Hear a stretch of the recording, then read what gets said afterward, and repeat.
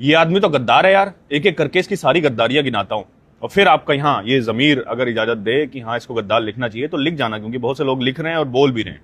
सारी गद्दारियां गिनाता हूं। एक गिलास पानी अगर कोई किसी प्यासे को देता है तो हम उसे इंसान कहते हैं, लेकिन कोई लाखों लीटर पानी देकर पूरे राज्य की पानी की कमी कोई पूरा कर दे तो उसको क्या कहेंगे? सारा कुछ बताता हूं।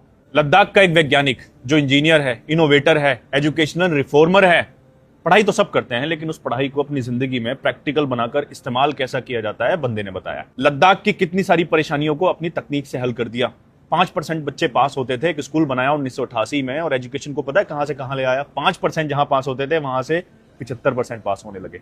हम सब जानते हैं कि लद्दाख में पानी की प्रॉब्लम है। जो बर्फ के पहाड़ होते हैं, ग्लेशियर जिनको हम बोलते हैं, वो पिघल जाते हैं, गर्मी में पिघल जाते हैं। लेकिन बंदे ने आर्टिफिशियल ग्लेशियर बना दिए, मतलब आर्टिफिशियल अपने ही पहाड़ बना दिए जो 10, 15, 20 मीटर ऊंचे और 10, 15, 20 लाख लीटर तक पानी स्टोर कर लेते हैं। तो वहां के गांव की जो गर्मियों में खेती होती है वो इन्हीं ग्लेशियर से होती है। तो ये आदमी गद्दार है। आइस स्टूपा, ये आर्टिफिशियल बर्फ के जो पहाड़ हैं, पूरी दुनिया इस टेक्नोलॉजी को कॉपी कर रही है। कनाडा, स्विट्जरलैंड, ये सब जगह कॉपी किए जा रहे हैं और इसी वजह से रोलेक्स अवार्ड भी मिला है। तो इतना देश का नाम बाहर रोशन करने वाला गद्दार तो है ही। सोलर हीटेड बिल्डिंग्स बनाई जहां -30 डिग्री, आप सोचते हो 0 डिग्री पे बर्फ जम जाती है, -30 कितना होता है, कैसे रहेंगे लोग?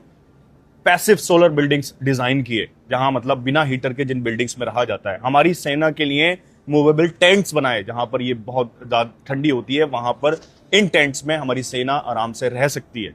तो ऐसा करने वाला बंदा गद्दार तो है ही। 2021 में HIAL, Himalayan institute of alternatives, एक ऐसी यूनिवर्सिटी जो विदाउट डिग्री, मतलब आओ और सीखो, हाथ से काम करके सीखो, जहां पर किताबों से नहीं प्रॉब्लम सॉल्व करके सिखाया जाता है।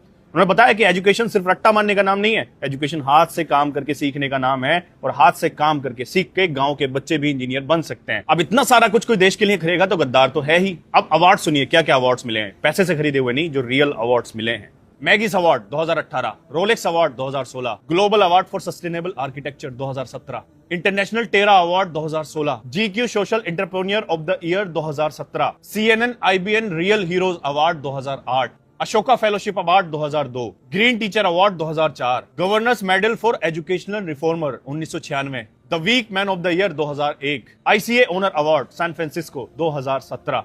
इतने सारे अवार्ड जो पैसों से खरीदे नहीं है, मतलब कुछ तो किया होगा ना, सिर्फ अपने लिए नहीं, दूसरों के लिए, सोशल रिफॉर्मर, एजुकेशन रिफॉर्मर, लोगों के लिए भलाई की है, अपने देश की भलाई की है। अपने देश की इतनी सारी भलाई करने के बाद भी अगर किसी को गद्दार कहा जा रहा है तो ये सोचने वाली बात है। अब बताइए ना, एक इंसान को, एक देशभक्त को, एक भारतीय को, मुझे, आपको, हम सबको कितना कुछ करना पड़ेगा कि उसे देशभक्त कहा जाए?